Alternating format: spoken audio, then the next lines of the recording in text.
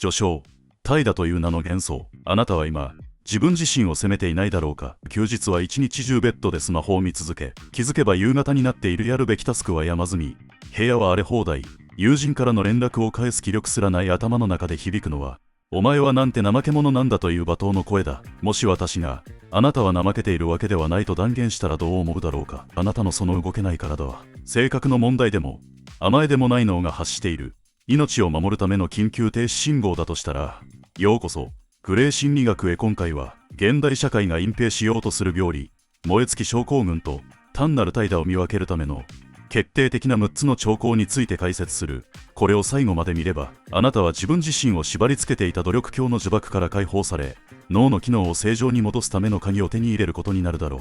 まず最初に、残酷な真実を話そう。心理学的、あるいは脳科学的な観点から言えば、純粋な意味での怠惰など存在しないという説がある。人間は本来、ホメオスタシスを維持しながらも、好奇心や達成感を求めるドーパミン駆動型の生物だ。何もしたくないという状態は、デフォルトの状態ではなく、何らかのエラーが起きている状態なのだ。1974年、精神分析医のハーバート・フロイデンバーガーは、薬物依存症の更生施設で働くボランティアスタッフたちが、次第に感情を失い、無気力になっていく様子を観察し、それをバーンアウトと名付けた。重要なのは、彼らが最初からやる気がなかったわけではないという点だ。むしろ、彼らは誰よりも献身的で、理想に燃えていた。つまり、燃え尽きとは、燃料があったものにしか起こらない現象なのだ。もともと燃料が入っていない車は燃え尽きないが、苦血を起こすのは、全力で走り続けた車だけだ。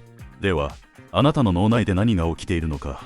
ストレスを感じると、脳の視床下部から指令が出て、副腎からコルチゾールというホルモンが分泌される。これは本来、敵と戦うための戦闘ホルモンだ。しかし、現代社会のストレスは、サバンナのライオンとは違い、24時間365日消えることがないメールの通知、将来の不安、人間関係の圧力、常にコルチゾール漬けになった脳は、海馬を萎縮させ、前頭前野の機能を低下させる。その結果、あなたの脳はこれ以上の活動は生命維持に危険であると判断し、強制的にブレーカーを落とす。これが、あなたが怠けだと勘違いしている現象の正体だ。これから紹介する6つの兆候は、あなたの脳のブレーカーが落ちかけているサインだ。一つでも当てはまるなら注意が必要だが、複数が該当する場合、あなたはすでに危険水域にいる。第1章、兆候1、理人感。第1の兆候、それは理人感だ。これは単なる集中力の欠如とは次元が違う。まるで自分が映画のスクリーンの中にいて、自分自身の行動を背後から眺めているような感覚に陥ったことはないだろうか。毎朝の通勤電車、仕事のルーチンワーク、食事の時間、体は自動操縦で動いているが、心はそこにはない。感情のスイッチが切られ、悲しみも喜びも薄い膜の向こう側にあるように感じる。これは心理学用語で、理人症と呼ばれる症状の一種だ。なぜこれが起きるのか。これは、過度なストレスから心を守るための脳の防衛本能だ。あまりにも現実が過酷で、処理しきれない感情的負荷がかかったとき、脳は意識と現実を切り離すことで苦痛を和らげようとする。いわば、痛覚の遮断だ。怠け者は、この感覚を持たない。彼らは、面倒くさいからやらないという明確な意思決定のもと、リラックスしてサボっている。彼らの自我は、現実にしっかりと根付いている。しかし、燃え尽きているあなたは、違うやらなければならないと分かっているのに、体が動かない。現実感が希薄で、世界が灰色に見える。もしあなたが自分の人生なのに、どこか他人事のように感じ始めているなら、それは脳が現実から逃避を始めている証拠だ。第2章、兆候2、実行機能の崩壊。第2の兆候は、脳の最高司令塔である実行機能の崩壊だ。これは、日常生活の些細な変化として現れる。例えば、シンクに溜まった1枚の皿。以前のあなたなら、食事の後にさっと洗っていただろう。しかし、今は、その1枚の皿を洗うという行為が、まるで、エベレスト登頂のように困難に思える。洗剤をつける。スポンジでこする。水で流す。この単純なプロセスを脳内で組み立てることができず、ただ呆然とシンクを眺め、そのままベッドに戻ってしまう。これは決して、あなたがズボラになったからではない。脳の前頭前野、つまり意思決定や計画立案を司るエリアが、慢性的なストレスホルモンによって機能不全を起こしているのだ。これを決定、疲労とも呼ぶ。真面目な人ほど、仕事では最後の力を振り絞って完璧に振る舞おうとする。その結果、家に帰った瞬間に脳のバッテリーが完全に切れ、歯磨きやお風呂、着替えといった生存に必要な最低限のタスクすら遂行できなくなる。これを心理学では行動の麻痺と呼ぶことがある。怠け者は皿を洗わないことに罪悪感を持たない。後でやればいいやと楽観的だ。だが、燃え尽きたあなたは洗えない皿を見て自分を激しく責め立てる。こんな簡単なこともできない自分はクズだと。この実行不能と自己嫌悪のセットこそが燃え尽きの決定的な特徴であることを覚えておいてほしい。第3章、長江さん、アンエドニア。第3の長江、それはアンエドニア、向井鑑賞だ。かつては大好きだった趣味、情熱を注いでいたプロジェクト、心待ちにしていた週末の予定、それらに対して何も感じなくなったとしたら、それは危険なサインだ。怠け者は好きなことに対しては貪欲だ。仕事はサボってもゲームや遊びには全力でエネルギーを注ぐことができる。しかし燃え尽き症候群は違う。以前は時間を忘れて没頭していたゲームも、描くのが楽しかった絵も、友人との会話さえも全てが色あせて見える。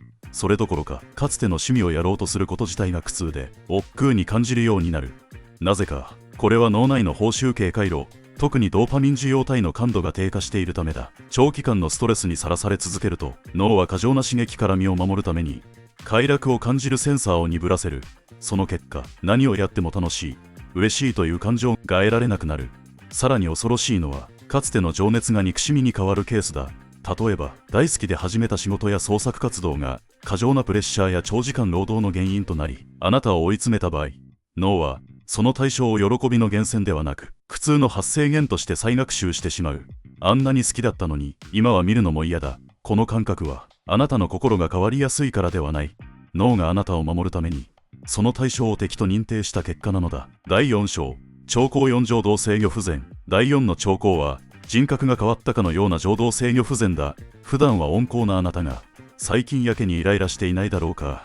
PC の動作が少し遅いだけで画面を叩き割りたくなったり、家族の何気ない一言に激高して怒鳴り散らしたり、あるいは訳もなく涙が止まらなくなったり。多くの人はこれを最近疲れているからとか、性格が悪くなったと片付けるだが、これは脳の前頭前野と扁桃体のバランスが崩壊している明確な証拠だ。扁桃体は感情、特に恐怖や怒りを司る原始的な脳の部位だ。通常、理性を司る前頭前野が、この扁桃体の暴走を抑え込んでいる。今は起こる場面じゃない。落ち着こうとブレーキをかけるのだ。しかし、燃え尽きによって前頭前野が機能不全に陥ると、このブレーキが壊れる。その結果、感情がむき出しになり、自分でもコントロールできない怒りや悲しみが噴出する。これを感情失禁と呼ぶこともある。怠け者は基本的にリラックスしており、感情は安定していることが多い。彼らは無駄なエネルギーを使いたくないからだ。一方、燃え尽きた人は常に神経が張り詰めている。コップの水が表面張力でギリギリ保たれている状態を想像してほしい。そこに最後の一滴、ほんの些細なストレスが落ちた瞬間、全てが溢れ出すのだ。もしあなたが自分はこんなに怒りっぽい人間じゃなかったはずだと戸惑っているなら、それは性格の変化ではない。脳のブレーキパッドが摩耗しきっている警告なのだ。第5章、長江語、シニシズムと孤立。第5の長江、それはシニシズム、霊障主義と社会的孤立だ。これは特に対人援助職や誠実なビジネスパーソンに多く見られる末期症状の一つだ。あなたは最近他人の成功や努力を素直に喜べなくなっていないだろうか。同僚の熱意ある発言を聞いて、どうせ無駄だ、偽善者めと心の中で毒づいたり、客やクライアントを人間ではなく単なる処理すべき面倒なオブジェクトとして見るようになっていないだろうか。このシニカルな態度は共感疲労から来る防衛規制だ。他人の感情に寄り添い続け、期待に応え続けようとしてエネルギーが枯渇した結果、これ以上自分のリソースを奪われないように心のシャッターを下ろしてしまうのだ。他人に共感することはエネルギーを消費する高度な脳機能だ。バッテリー切れのスマホがアプリを立ち上げられないように、燃え尽きた脳は優しさというアプリを起動できない。そしてあなたは孤立を選ぶ。誰かと話すこと、メッセージを返すこと、笑顔を作ること、全てが重労働に感じるからだ。放っといておいてくれ。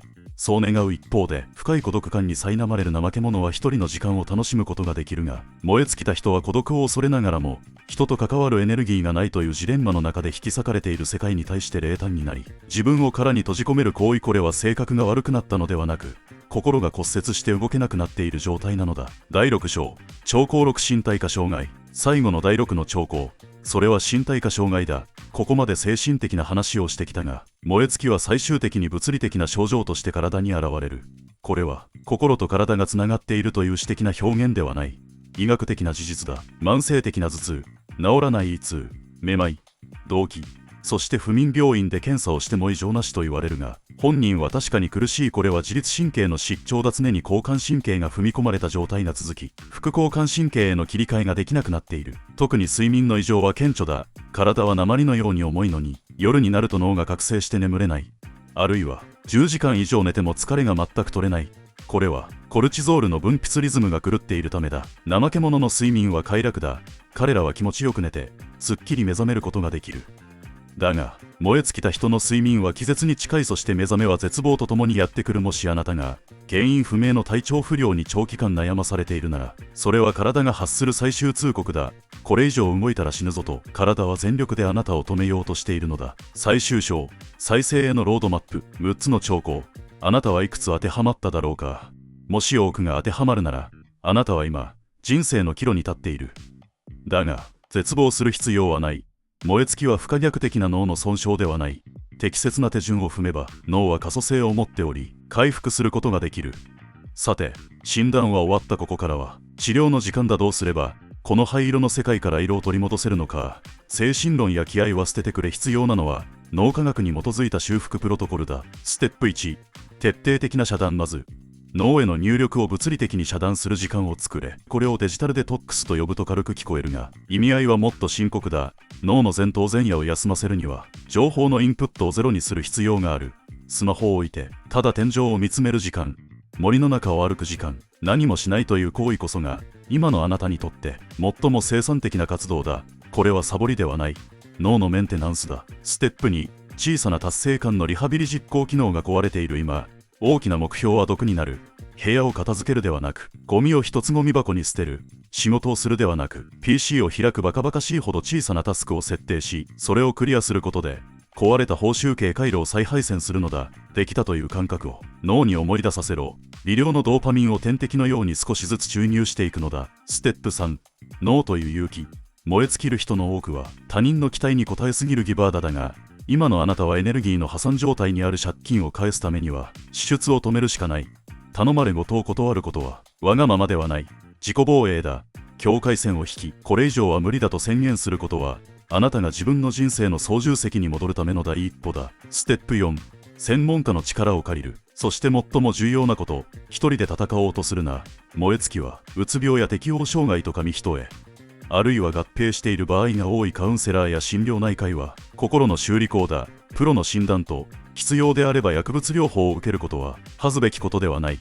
骨が折れたら整形外科に行くように、心が折れたらメンタルクリニックに行く。ただそれだけのことだ。エンディング。最後に一つだけ伝えておきたい。燃え尽き症候群になるということは、あなたがそれまで誰よりも懸命に走り続けてきたという証明だ。あなたは怠け者ではない。